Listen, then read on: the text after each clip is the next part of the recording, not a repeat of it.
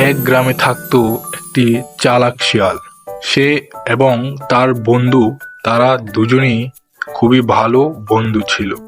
আর তাদের দুজনের বাড়ি পাশাপাশি ছিল। তারা প্রতিদিন জঙ্গলে বের হতো শিকারের জন্য। আচ্ছা শিয়াল ভাই, একটা কথা কি বলতো? কি কথা? বলে ফেলো দেখি।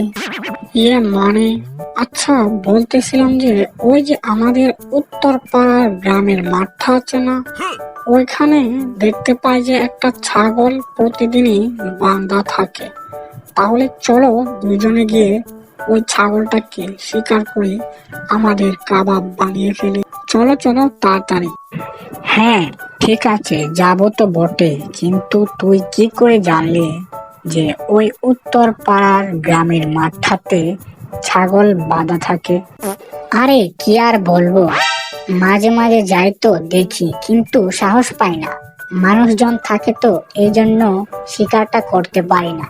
এই জন্য ভাবলাম তোমাকে সঙ্গে নিয়ে তারপর আমাদের বাঘ মামাকে সাথে নিয়ে গেলে মানুষজন ভয় পাবে আর আমরাও সুযোগে সদ্ব্যবহারটা করে ফেলবো।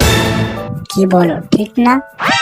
তারপর পরের দিন বিকেলে তারা দুজন এক জঙ্গলে গিয়ে গল্প করছিল আর বলতেছিল যে ছাগলটাকে কিভাবে ধরা যায়।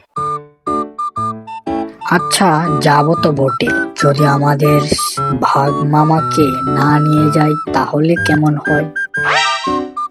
আরে না, কি বলো এসব? যদি ভাগ মামাকে না নিয়ে যায় তাহলে তো আমাদের প্ল্যানটা পুরোটাই ভেস্তে যাবে। ও আচ্ছা আচ্ছা, তাহলে ঠিক আছে, তাহলে ভাগ মামাকে সাথে নিয়েই চলো তাহলে যাই। এই বলে তারা সিদ্ধান্ত নিল যে ভাগ মামাকে তারা দুজন সাথে নিয়েই যাবে।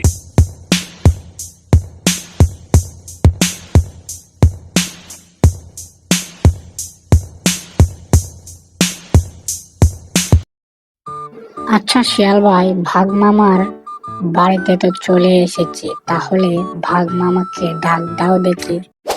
আরে পুচকেরা, কি জন্য এসেছিস সেটা বল। আমাকে ডাক দিতে হবে না, আমি নিজে থেকেই চলে এসেছি। মানে ভাগ মামা, বলতেছিলাম যে আমরা একটা শিকারে যাব, সেখানে অনেক বাধা আছে, সেজন্য বলতেছিলাম আমাদের সাথে যাবে নাকি তুমি? আচ্ছা আচ্ছা ঠিক আছে, তাতে আমার কোনো অসুবিধা নাই, কিন্তু আমাকেও তোদের ভাগ দিতে হবে, না হলে তোদেরকে চিবিয়ে খেয়ে ফেলবো। পরের পর্বটি দেখতে আমাদের সাথেই থাকুন। সবাইকে ধন্যবাদ আর চ্যানেলটিকে সাবস্ক্রাইব করুন।